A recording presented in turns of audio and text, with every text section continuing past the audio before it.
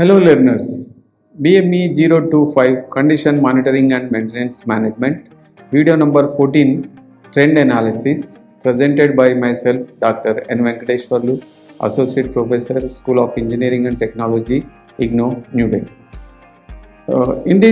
In last video we have talked about the failure rates, but here we will talk about the failure costs.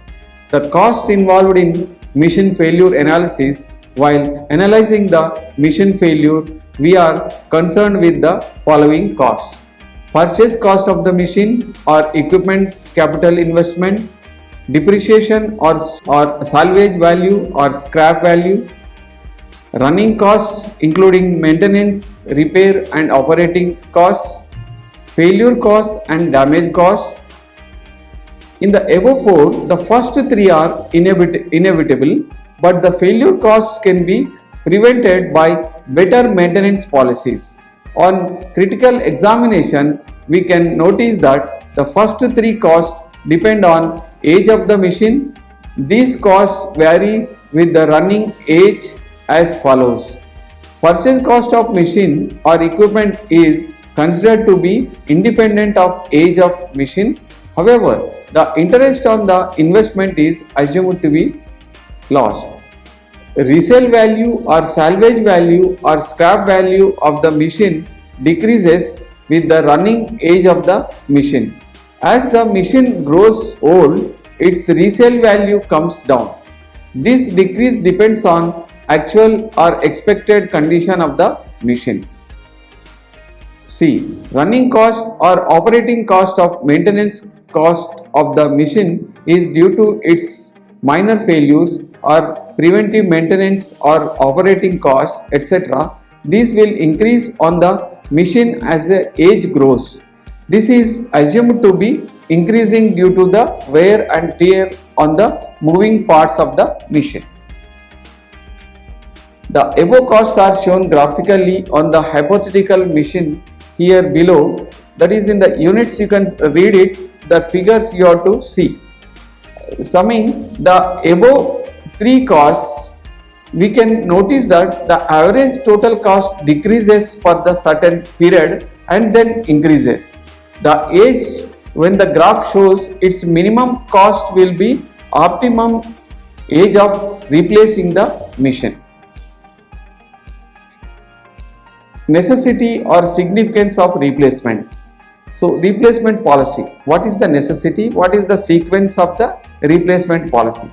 The replacement of parts or entire machine will become significant and necessary in the following cases.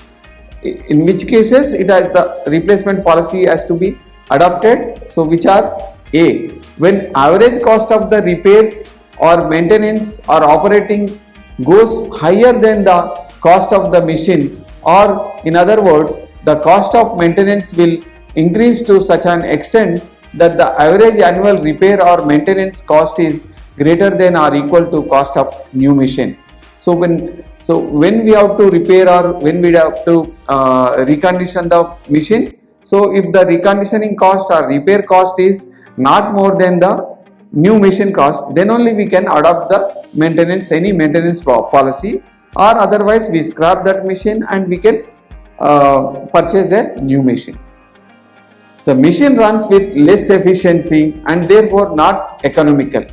So this is also one of the reason.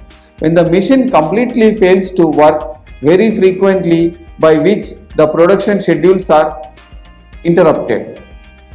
If it is D. If it is expected that the existing model may become obsolete, resale value may drastically come down. So during such type of, these are the various reasons. During these reasons, if the machine belongs to, then the replacement policy can be adopted, or replacing that machine and purchasing a new machine. And E. Modified or new design in the market may give an edge of advantage, such as reduced cost of production or ease and comfort of operation, or more functions are available in new designs, etc. If the item is non-repairable type or use and throw type, then we go for the replacement method, replacement policy. So now we have learned about the replacement methods, cost of the machine, depending upon the cost of the maintenance and cost of the maintenance trend, or the depending upon the value of the repair cost will be, if it is more than the or a new machine cost, then we go for the replacement analysis. So for that we have to learn about the trend analysis, what trend of that machine is, then we can able to understand the trend analysis. The main objectives of trend analysis is directed to know whether the equipment is deteriorating or improving. This can be known by analyzing the past failure data in terms of TBF, or time between failures in case of repairable equipment, or TTF, time to failure in case of non-repairable equipments. From the analysis, one of the following three conclusions may be drawn. Positive trend, if it is a positive trend, then what will be the policy? So positive trend implies that the machine is improving with time. So once we are using, that efficiency is increasing.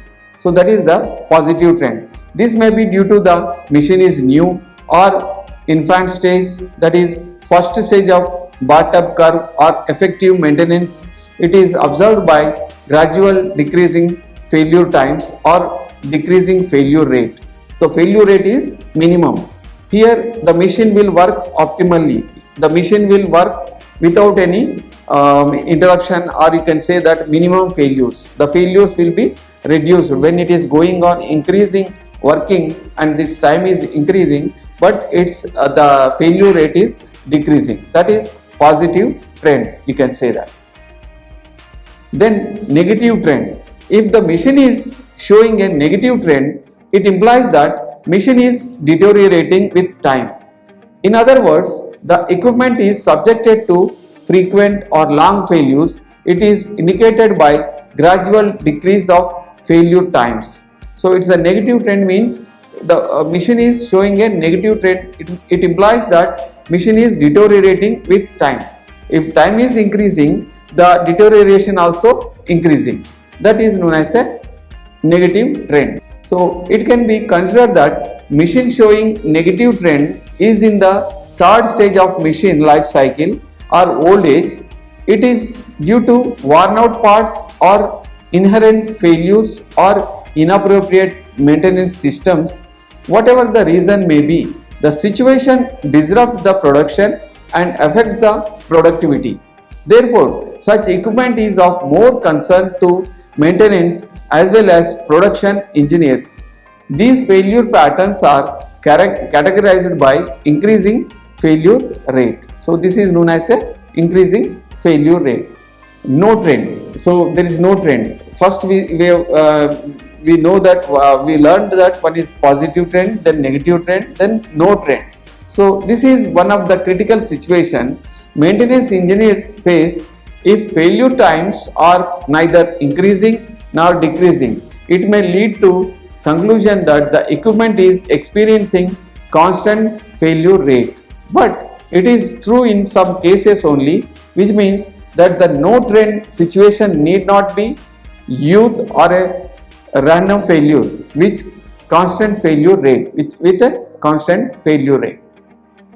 So however, the no trend situation implies that the failure behavior is independent of time. It may be in random failure stage or typical increasing failure rate due to independent and identical distribution of failure times. Therefore, this rate is to be further analyzed to know this fact. So we have to understand the trend.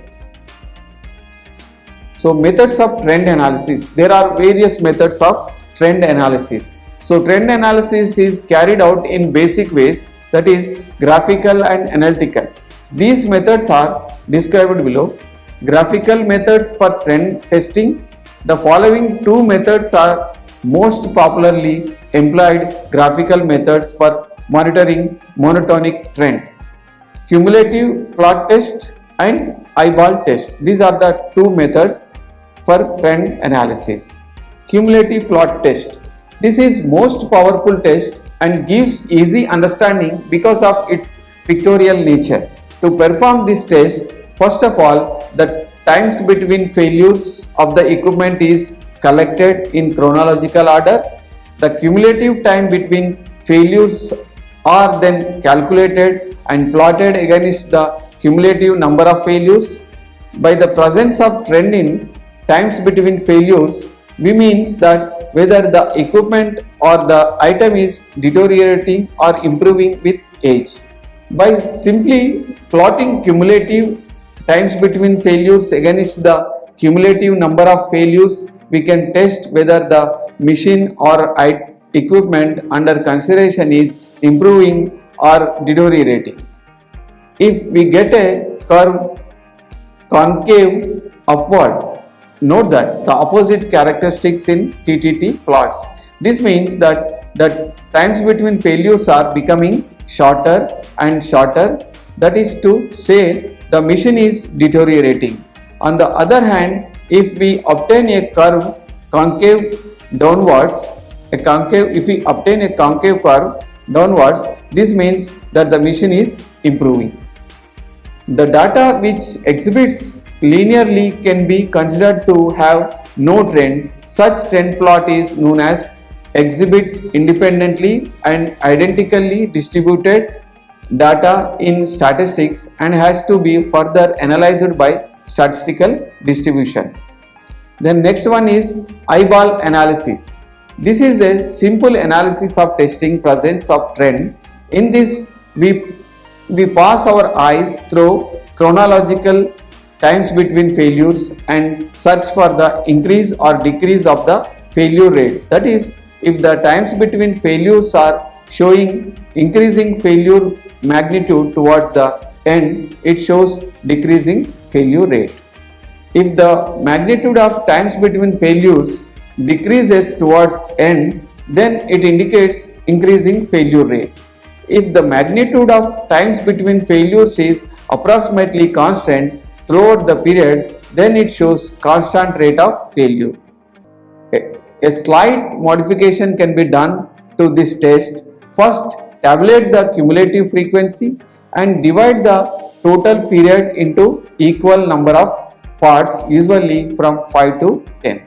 The class intervals can be judged by using Sturge's formula. Then find the number of failures in such periods of operation. If there is increasing number of failures for each period, then it indicates increasing failure rate and so on. Further, this can be easily judged by fitting a linear trend line, that is analytical trend tests, Laplace test and ML HDBK 189 test. So Laplace test. This test is highly useful for distinguishing between an HPP and a monotonic trend. Its high degree of occurrence keeps in top position of all trend tests. However, it is tedious and cumbersome to calculate, particularly when the data is large. Further, it requires the calculation from the beginning at every time, while the graphical test can provide instant answers at any point of the data. We will discuss the specific situation where one system is run until a pre-specified number of failures M has occurred under HPP assumption.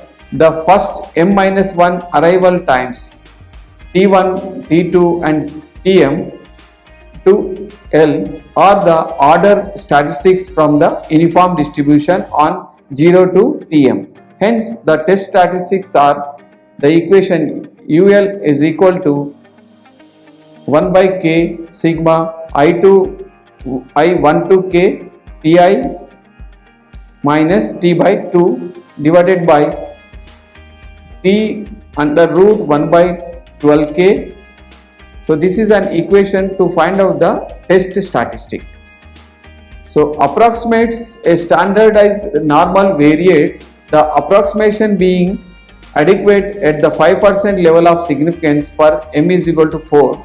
That is, in the equation 7.1, k is equal to m minus 1 and t is equal to tm. If observation stops at the last failure, k is equal to m and t star is equal to the time at which the observation stops. Otherwise, at significance level, there is evidence of trend if UL greater than Z alpha by 2, that is reliability deterioration. UL less than is equal to minus Z by alpha 2, that is reliability improvement. So compare the calculated U values with normal variate at 10% level of significance. If calculated value is within minus 1.6452 plus 1.645, accept the hypothesis, that is no trend, else trend exists.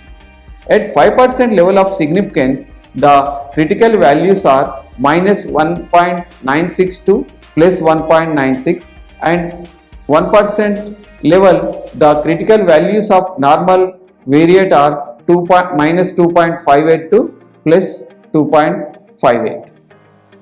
So in the MIL HBX 182 test, the test is based on test statistics. This is the formula. U is equal to 2 into sigma I is equal to 1 to n minus 1 in T n by Ti under the null hypothesis of HPP versus V is distributed as chi square with 2 into m minus 1 degrees of freedom. If calculated, chi-square value is less than chi-squared table value at 2 into m minus 1 degrees of freedom, 5% level trend is present, else no trend. So for degrees of freedom V greater than 30, the quantity under root 2x square minus under root 2v minus 1 may be used as a normal variate with unit variance. That is, z is equal to under bracket under root 2x square minus under root 2v minus 1. If calculated z value is in the following range of table critical values, then trend is present, else no trend. Critical values normal distribution tables are minus 1.656452 plus 1.645 at 10% level of significance and minus 1.962 plus 1.96 at 5% level of significance and minus 2.582 plus 2.58 at 1% level of significance. The test for presence of correlation. It is important to test the successive interval times for independence by testing them for a serial correlation.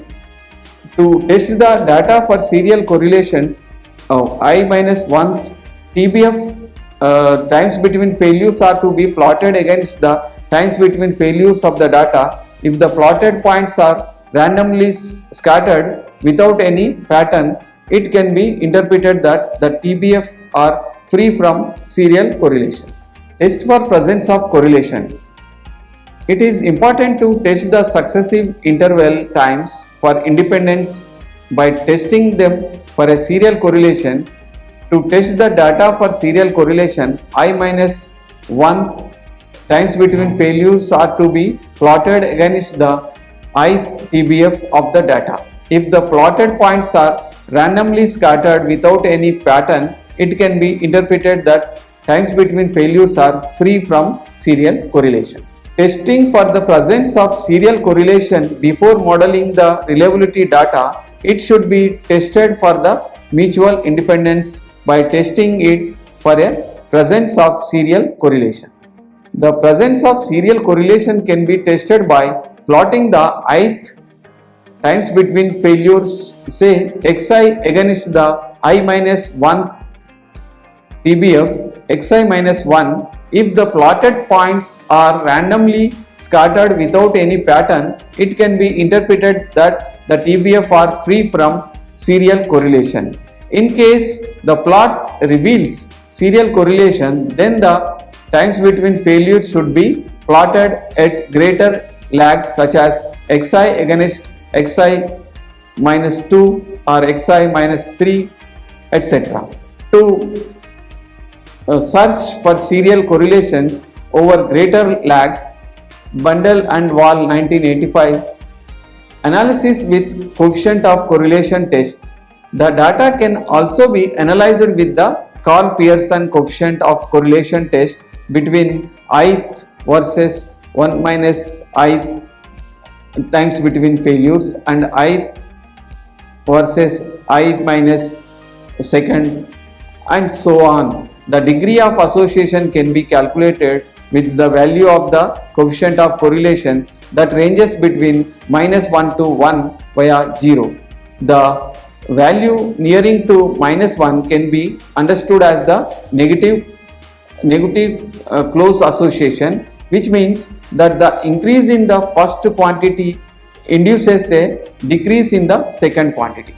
If the value is near to plus 1, it means that there is proportional increasing correlation between the quantities. If the value is near to 0, it indicates poor correlation, which means that the quantities are independent.